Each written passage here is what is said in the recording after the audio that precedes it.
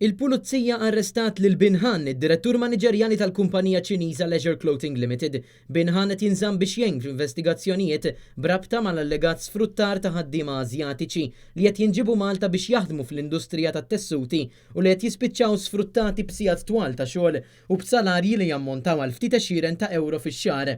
Kienet il-gazzetta Il-Mument li żvelat dan l-allegat sfruttar tal-ħaddiema Asjatiċi. Bl-istorja tkun segwita kuljum mill-ġurnal In-Nazzjon u minn Net News. Kif waslitinna informazzjoni li id-direttur maniġerjali ġie arrestat, il-kru tagħna mill-ewwel marbu lebel ħdejn il-fabrika Leisure Clothing u hemmhekk sibna żewġ membri tas-sigurtà li tqabdu mill-kumpanija Ċiniża. Kif rawna, il-membri tas-sigurtà kienu pronti jiġu jiġru warajna. L-allegat abbuż ta' ħaddiema Asjatiċi miġjuba Malta biex jaħdmu f'fabbrika tat-tessuti ilu għaddej bosta snin.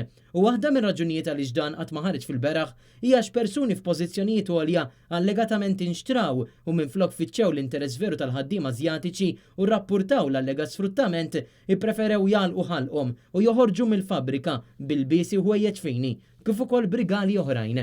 Dan japplika wkoll għal ħaddiema Maltin li minflok min kellu jaqbes għalihom għamel dan u fittex dejjem li ġib il-qudiem l-interessi tagħhom ipprefera li jimbotta l-aġenda tal-kumpanija.